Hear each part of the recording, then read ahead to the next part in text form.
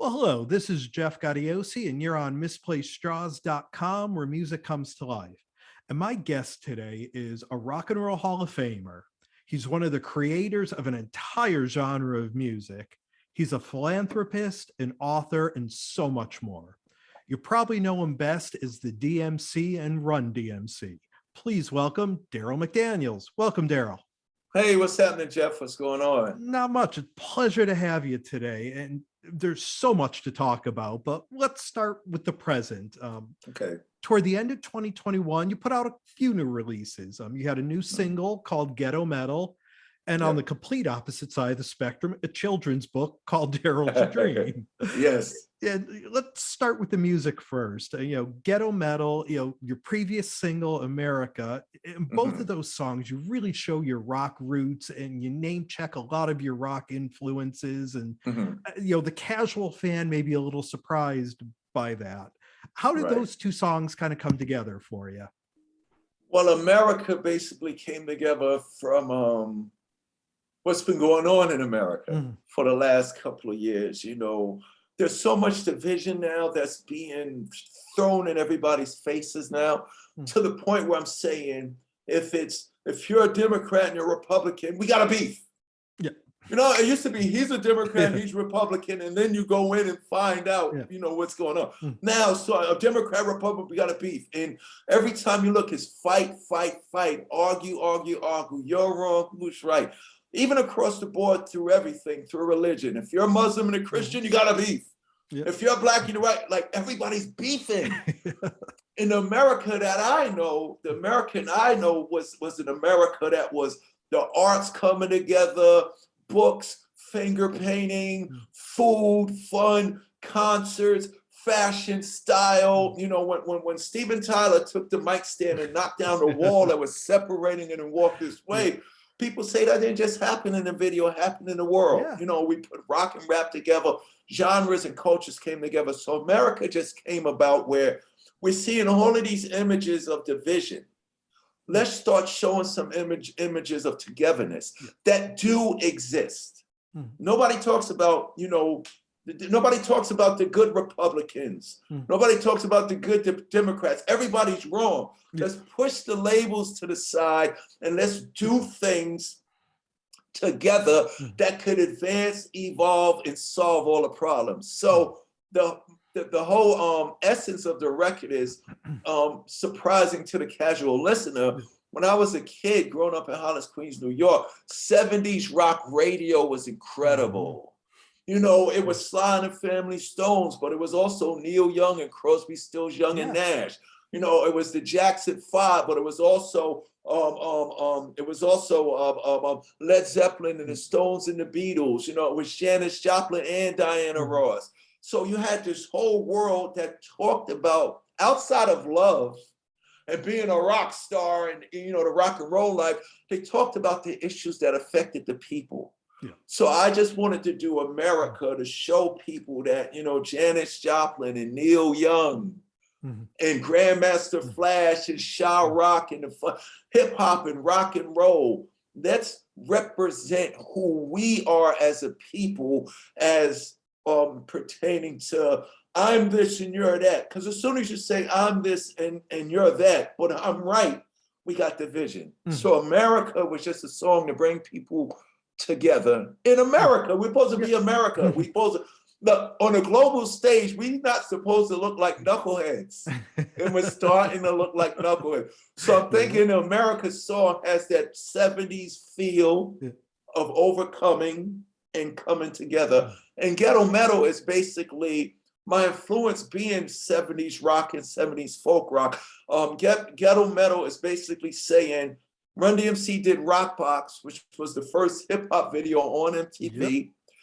That was 84. Then in 1985, we did a video for a song called King of Rock with Larry Bud Melman from the David Letterman show at the front door of a Rock and Roll Hall of Fame that didn't exist. That's 85. Then in 86, we infamously walked this way with Aerosmith to not just change music, but to change everything. So ghetto metal is just me paying homage to the rock and roll songs I sampled and stole which inspired me to do rock rap in the first place through Rockbox King of Rock and Walk This Way. Yeah.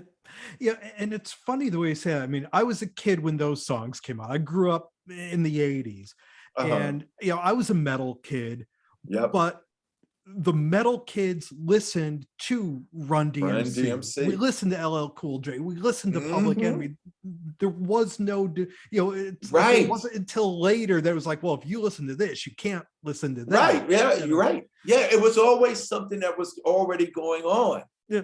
You know what I'm saying? And it was like, and the producer of Ghetto Metal was a Black kid who lived in the Bronx. So at the time, he would wear his Adidas jacket over his Black Sabbath jacket because he was thinking, you know, the kids that listen to Grandmaster Flash ain't going to think I'm cool, because the perception was they listen to that and we listen to that. When Run-DMC came along, it totally, everybody that was listening to Def Leppard was excited to run with the cassette and say, yo, you have to listen to this. And what sums it up is this, Jeff. It was the same thing anyway. Yeah. The Beastie Boys was a punk rock group who started doing hip hop records.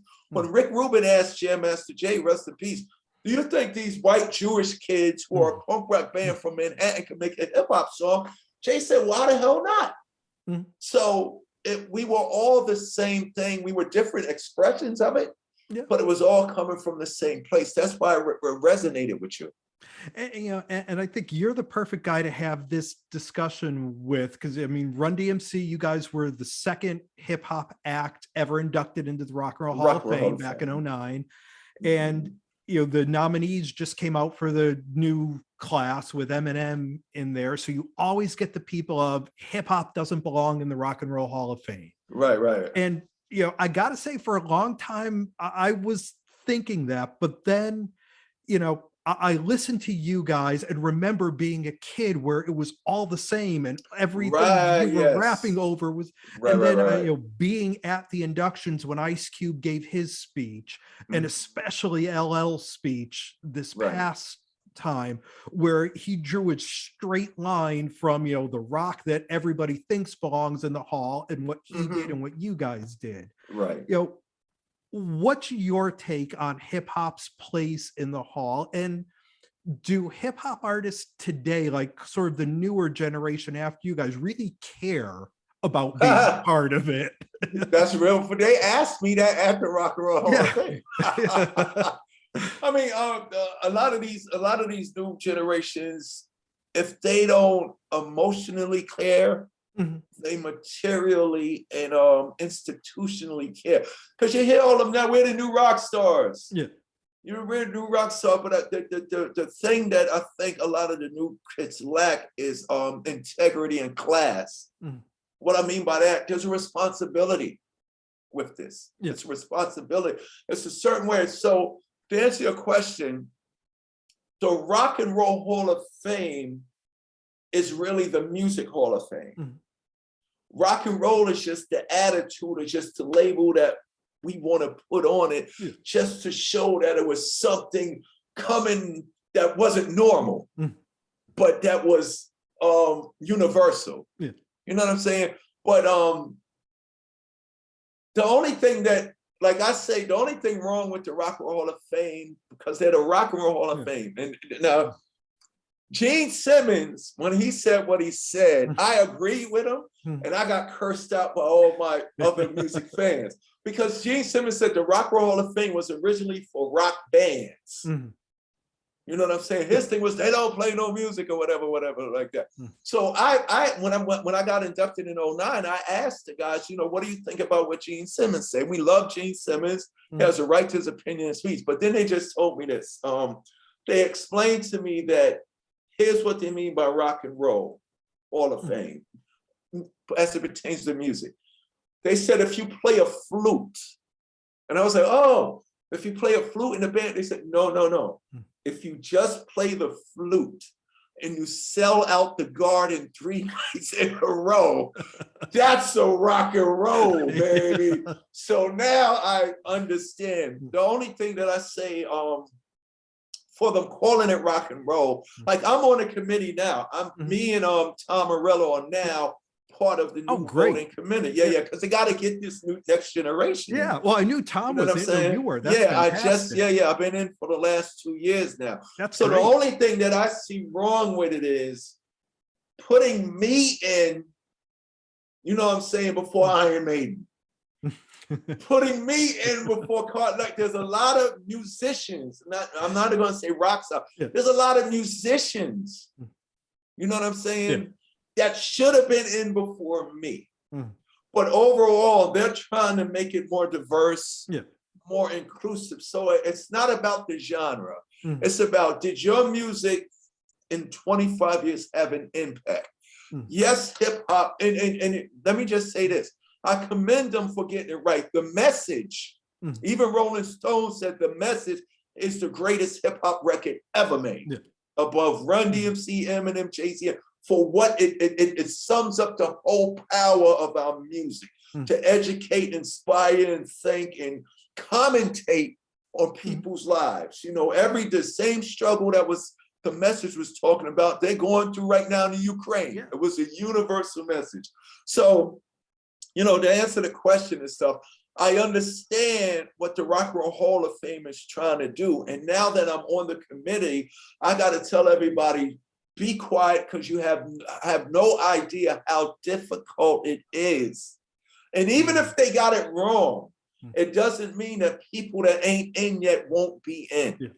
You know what I'm saying? So it's very difficult. I would just personally say, it would be better if the Rock and Roll Hall of Fame and all institutions of awards and acknowledgement do it in chronological order, because you're going to piss somebody off from the 50s who says, I love Run-DMC, but how the hell are they in there and such from the 50s isn't? That's the only thing. Yeah. And let's kind of look back a little bit. It's been almost 40 years since Run-DMC started. That's crazy. Yeah, makes me feel just as old. Yes, we are. Yeah, back then, you know, you had Grandmaster Flash and the Sugar Hill Gang, you know, Curtis Blow and Kool Herc and all those guys. And then when you came, sort of that second era of you and Public Enemy and LL and the Beasties, right? You changed it. You know, you changed the look, you changed the sound. You know, while you took some of the influence of those guys, you made it something entirely new. What was it that kind of led to you changing what was there and evolving it into what Run-DMC became? One of the greatest things that those boys and girls who invented the culture did for us, it was about keeping it real. So our advantage, and they was kind of mad, because they're the ones that, you know, invented it. Now we're the ones getting the TV love and the radio love. But I think we kept it real. When we came along, when people saw Run-DMC, they didn't see celebrity. They saw themselves. And we talked about stuff that everybody can relate to. Because you got to understand, the early rap songs, the early hip hop songs were very socially conscious. Very. You know what I'm saying? Talking about the political and social conditions that existed. And there was a lot to talk about. Our difference was, number one, we didn't live in the Bronx where the Bronx was burning. So we couldn't talk about what they were talking about. Right. You know what I'm saying? In my neighborhood, I had 205th Street, but I didn't have 125th Street.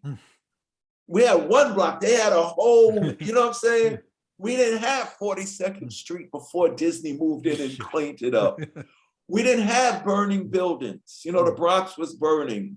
We didn't have the social economic reality that they lived in every night. We had those elements, but not on a grand scale. But I come from a place of a lower middle class Queens place. So those boys and girls, before they started talking or making their records, when you would hear them rap, they would rap about school. They would rap about the ice cream that they ate. They would rap about the sneakers that they wore. They would rap about, my mother told me, go to school, like stuff like that. We realized, Run-DMC, we realized that, wow, now that we making records, we could talk about our daily lives. You know, we don't have to keep talking about drug dealers and welfare checks. Let's talk about the milkman driving down the block.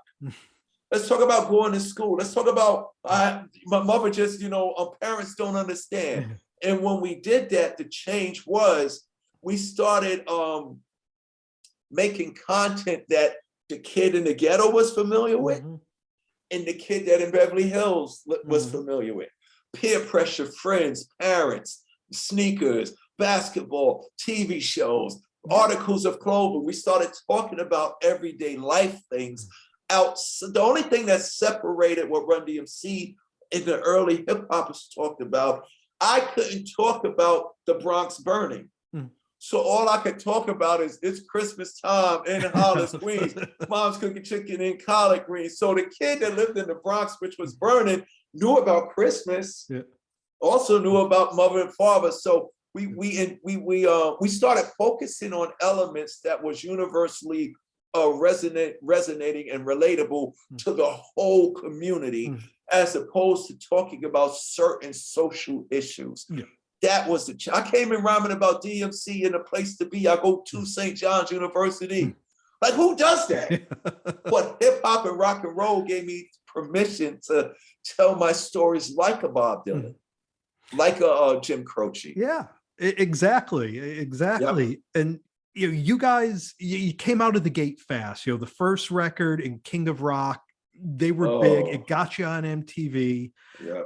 Then the seismic shift. Instead of Russell Simmons producing, you go to Rick Rubin, Raising Hell. It's it's still those same rock beats that you were using, but was it Rick that said, hey, let's bring in this band that's at the time Aerosmith wasn't Aerosmith. I mean, people got to remember at that point, Aerosmith didn't have that big comeback yet. What were you thinking when Rick was like, we're going to bring these guys in to do this with you? We hated it. Well, me and Run hated it. Me and Run hated it because originally we was going to sample Walk This Way, and me and Run was going to rhyme on it. You know what I'm saying? We was going to talk about how great we were on it. So Rick, who was our producer at the time, he was like, it'll be great if you make the record over. So we was thinking from a limited hip hop perspective. We're going to make it over. We're going to sample it, and I'm going to talk about me. I still remember my rhyme. Over that beat, over the drums with the guitar, like we did Rock Boxing King of Rock. It was going to be DMC and the place to be. It's 86 now. I've been rhyming on the mic since 83, the best MC in history. There will never be an MC better than me. And then Run was supposed to go, I'm DJ Run and I'm number one. Here to get it done and have some fun. I'm number one under the sun. When the MC see me, they all run. Typical Run-DMC. So Rick was like, yeah, that's all cool, but make the record over the way the band originally did it. Jam Master Jay, rest in peace. Yo, that's gonna be phenomenal. This and that. Me and Ron was like, hold up, slow down. We hated the idea because our thing was we got rhymes. I want to say my rhymes over this phenomenal music. We're gonna steal it and we're gonna talk about this. But with a little reluctance, Rick convinced us to do it. And the brilliant thing is this. Not only we could have made the record over, just Run-DMC, y'all would remember it, but the brilliant thing was Rick brought them in to do it with us. That was the game changer. That was the thing that changed everything by doing it with them. And at the time, like you said, Aerosmith could have made a song with God, Jesus, and Moses, and nobody would have cared. Nobody would have cared. That's how born they were. No, it's God. So what? We don't care. The fact that they was humble enough to do it with Run-DMC, these rap guys, they could have did it with God, Jesus, and Moses, and it never would have worked. But the fact, it was just something that the universe wanted from Run-DMC and Aerosmith to do it. and it worked, man. It worked. It did. Yeah. And again, that changed everything. And you guys, you were touring, you're playing big places all over the place. But by the time it came for Tougher Than Leather, hip hop began to change a bit. Change again. And much like the way you guys changed it, from the early days, the next, and it sort of foreshadowed what happened in rock too, a couple years later, where grunge changed the game there. And you guys tried to keep up with, with Tougher Than Leather and Back from Hell, but it wasn't quite. What were those years like for you?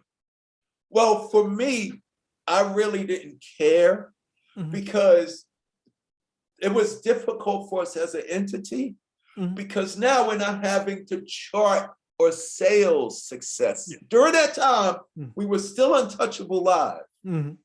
Like I'm talking about all the new groups, P-Rock, CL Smooth, Tupac, Biggie, Cypress Hill, NWA, Ice Cube Solo, Tribe Called Quest, De La Soul. Everybody in that 90s era of hip hop knew they couldn't touch Run-DMC live. But commercially, in the business, our sales slumped, ticket sales went down. And the reason why that happened, Jeff, the reason why that happened is we got away from being Run-DMC. We started to try to beat Run-DMC. What happened was we said, we have to beat Raising Hell, which is impossible. I was reserved with the fact that I'll never, unless I can't say never, that I'm not going to do that again. I can live with that. So what happened was we started looking at everybody else's success. Oh, maybe we got to get a little gangster with our music. A New Jack Swing got hot. And this is, you know, Jay as a DJ and producer, he evolved with the times. But I don't think Run-DMC should be making New Jack Swing records. Right. I don't think Run-DMC should try to be rhyming as hard as Ice Cube. DMC is supposed to talk about puppy dogs, lollipops, and ducklings and poodles and still be harder than anybody in the game. We got away from that. So those years were the typical story. Like people think everybody's career goes, you have your up and down period. You have your quiet time period. You know what I'm saying? So for us, it was the realization of what can happen in the music business unless you're the Beatles and get to a point where, oh, we can't do this no more. There's nothing else to do. Let's quit now. Let's stop while we're ahead. I think if the Beatles would have kept going, they had a great run. But at that point, I think if they would have kept making records because music was changing, and they quit at a time where nobody can go above them.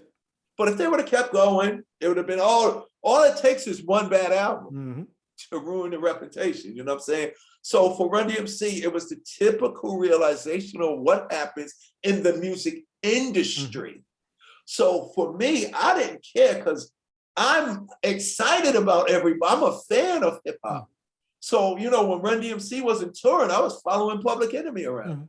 When Run-DMC was touring, I was going over Big Daddy Kane house. I was hanging out with Biz Markie. You know what I'm saying? I was going to Apollo to see a young Fat Joe. This kid is, you gotta come see this guy. Fat Joe always remember me in the audience waving at him for his at the Apollo when he was first starting. So it was exciting to me. It just got to the point where what happened with me also, I'm looking at what can I do about this for my friends? And it got to the point where you need a hit record, you need to be on a chart, you need to be on tour, you need to be having money. I got to a point where I started believing that. Not realizing the only thing that I need to do is be happy. So for me, I started drinking a lot. Not by the fact that I was popular, it was what could I do to make everybody happy again? And you personally and professionally hit some rough times after that. But as you began to find, and of course, the loss of Jam Master Jay, really kind of halted the band in its tracks. But exactly right. That's the reason why me and Run, we don't have a beef. We love each other. I tell people the reason why Run and D ain't together is because the band, Jay was the whole band. The band broke up. You know what I'm saying? And they always go, yo, me and Run do stuff here and there. Like we'll do. We've done a couple of festivals overseas. We've done Jay-Z's Made in America. We've done the Fun Fest here in Austin, Texas. But if there's Run-DMC is Run-DMC and Jam Master Jay. And I tell people the only way, I tell this joke, when Run-DMC will get back together when the Beatles get back together. And people go, oh, okay, we understand what's going on. Now we get it. Right, exactly. When you did get back on your feet again after all of that, why did it become so important to you to share your story with others and to work with kids and to, kind of use what you went through to help other people? because I realized my popularity is not important. Mhm. All of the King of Rock Walk This Way, My Adidas is Tricky stuff was the setup, the preparation for what I was put here to do. To answer your question is this: I see I'm more powerful telling people my struggles and the bad thing that happened to me has a bigger impact on people's lives in the world than the impact, which was huge to me, of telling you how good everything was. Son of Byford, brother of Al, Banner's my mother, runs my pal. Christmas time in Hollis, it's tricky to rock. Inspiring, motivating, educated, made people see the potential in themselves. You know, DMC, St. John's University. But when I go, I was suicidal. I was going to kill myself. I was an alcoholic. I was drinking myself to death. I was in rehab. I was in therapy. Huh? What do you mean? All the celebrity stuff goes out the door. Now I've created a healing lane for the people who, the generations that I've spoken to, that when I reveal that, they have a different perception about me. We thought you was perfect. You're the king of rock, there is none higher. But even the king of rock, there is none higher, goes through struggles and has low periods. Or we thought you was great. Lifestyles of the rich and famous. Fortune and fame and money and material stuff don't mean nothing unless you're healthy in mind, body, and soul. So the reason why I talk about it, hip hop and rock and roll taught me to keep it real. Yep. Tell the stories that people can relate to. Everybody's ashamed to tell their struggles because they think it's weak. You can't be vulnerable. You can't be afraid. You can't be confused. You can't be weak. I'm saying when you admit you're vulnerable, confused, have anxiety, and you're going through stuff, that's the strongest thing that you could possibly do. I found a greater strength in talking about Darryl the same way I've talked about it all my career, but there's no reason for me to be guilty and ashamed about whatever it is that we as people go through. You remove guilt and shame, you remove the pain. I removed a lot of pain from people by being honest. And it takes a lot, especially, we see it in, again, drawing the parallel, we see it in the metal community and we see it in the hip hop community where people don't want to admit they're struggling or need help. So when they see somebody like you saying, yeah, that was me, and here's what I did, and you could do it too, it goes a lot further than someone else on TV or something. Exactly. Right. Than a therapist or a doctor or a parent or a teacher. Exactly. It goes way, way much deeper. When I rhymed, I'm DMC and a place to be. I go to St. John's University. Since kindergarten, I acquired the knowledge. After 12th grade, I went straight to college. I was 18 years old. So everybody in my neighborhood, 17 and younger, came to me dumbfounded. How in the world can you be in hip hop? Because hip hop, you're supposed to be gangster and cars and money. How in the world did you become one of the greatest things in the hip hop and you go to school and you learn? And Ice-T said DMC is the guy that can take goodness and make it gangster. So I realized if I could make somebody go to school, if I can make somebody stop selling drugs, if I can make somebody go get a GED and then actually go somewhere with it, I can tell my stories. I can prevent somebody from committing suicide. I can help somebody go to rehab to stop drinking, to stop smoking, to stop drug abuse, to stop gambling. I can keep somebody from harmful behaviors. If I can tell them how to live a good life, I can also keep them from harming themselves by telling my story. I'm an alcoholic. What? I'm suicidal. I have suicidal thoughts. It has such a profound power. And you know this, Jeff, music succeeds where politics and religion fails. Amen. Yep. Without a doubt. Yeah, and that kind of brings us almost full circle back to your children's book, to Darryl's Dream. I want you to talk a little bit about that and how you put that together. Well, that wasn't never in the plan, but that came about where I realized that when I spoke to people from my generation and they heard my story had a profound impact. I'm talking about from my early childhood to all the Run-DMC stuff, even to my struggles. So I was doing a college lecture set. the paid lecture set. Yeah. And all those professors and all administrators at the school colleges was like, D, you need to take this message into the high schools. So I just started going into the high schools for free, visiting schools and doing exactly what I did at the colleges. Those educators in the high schools was like, D, you gotta take that message to the middle school. You keep going down. So exactly what I did at the colleges and the high schools, I did at the middle school. Of course, you know what happened? D, you need to take this right to the elementary school. So exactly what I did. I go in there, kindergarten to 5th grade and 6th grade. Hey, yo, what's up? My name is Darryl McDaniels. I grew up in Queens. All of that stuff like that. And the teachers and the educators said the kids' attitudes about what school and being good and being honest, polite is changed dramatically, but how they felt about themselves. So I was doing that for like 4 years straight. And in the 3rd and the 4th years of me visiting these kindergarten and 6th graders, 2 of the educators who actually helped me write the book, because I needed to say, how do I present the story in a scenario they can understand? They was like, D, you need to write a book. And at first I didn't want to do the book, Jeff, but then they said, D, you could reach so many more kids and not even have to be there. So I just thought of a story about the young DMC, because Jeff, everybody knows me from high school to St. John's University to walking this way with Aerosmith and Run-DMC and our Adidas to tell the world how tricky life could be.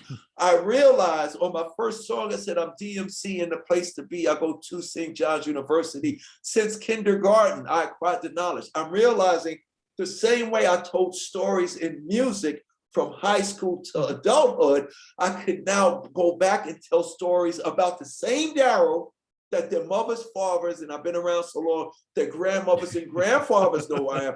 I can tell stories to the younger generation from kindergarten to 6th grade, so that these kids will see somebody who looks and sounds like them, but I will talk about the things that they experience every day. Our environment, Jeff, is family, home, our relationships, and our work environment. Their environment is exactly the same, except it's their households, their backyards, their neighborhoods, their classrooms, and their schoolyards. So I put young DMC, who became the mighty king of rock that changed the world, use him as an example to teach the kids 2 things. You are okay the way you are. Your freckles, your red hair, your height, your weight, the funny shoes that people think are funny. Your shoes are better than Run-DMC, Adidas, and Air Jordans. So they can understand you're perfect the way you are. And the second thing, Jeff, is you could be anything that you want to be. That was the whole message for the book.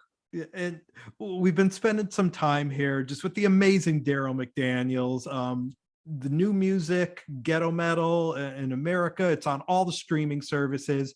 Check it out. Great songs. And Darryl, I can't thank you enough for taking some time to do this. This has been amazing. It's been a pleasure talking to you and meeting you. Best of luck. I hope to catch you on the road sometime soon. And you got to come to the Hollis Brown show. Oh, definitely, definitely. And again, for those who watch this site regularly, you know how much we love Hollis Brown, and Darryl will be doing a show with them coming up soon, hopefully. So we'll definitely check that out. Dude, thank you so much for taking the time to do this. We'll definitely have to do it again sometime. For sure, no doubt, no doubt. Thank you for having me. Thank you.